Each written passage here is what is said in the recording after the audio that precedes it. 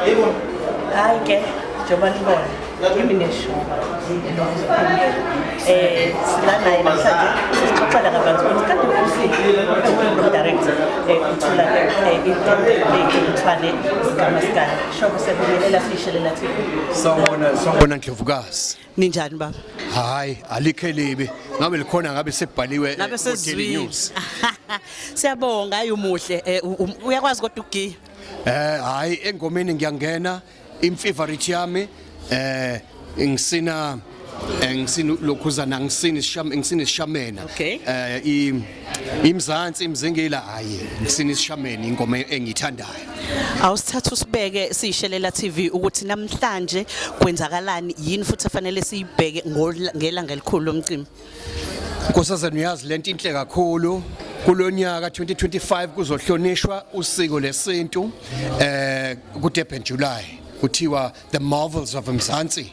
Ngempela kunethende elikhulu la kuzodlalwa khona umaskadi kuhlonishwa usiko lesintu igqame ngempela ivele njoba 130 years kulokhuza kudlalwa ama metropolitan hayi kulonyaka sihlonipha usiko lesintu. Siyabonga kakhulu ngizwile ukuthi hayi cha uyayikhuthaza indaba ukuthi abantu abagqoke isintu ngelanga sebeswenkile iminyaka yonke kodwa kulokho uthi hayikhona. Hayi kokungaqokwa kobe kubhinqa. Kobe kubhincile.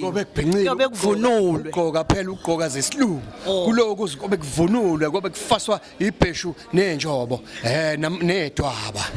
Sibonge kakhulu sethemba ukuthi hayi sizombona ayifakwa ke iskini sangaphansi sizombona ushoba faka umncane. Siyabonga kakhulu ngesikhathi sakho. Siyabonga Ndlovukazi.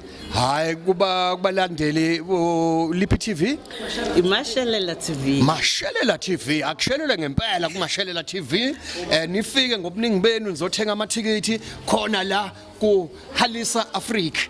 Kunethende elikhulu elihle kakhulu eligcinile ngenhlonipho. Nifike ngobuningi benu nizojabulela usiko leAfrika. Siyabonga.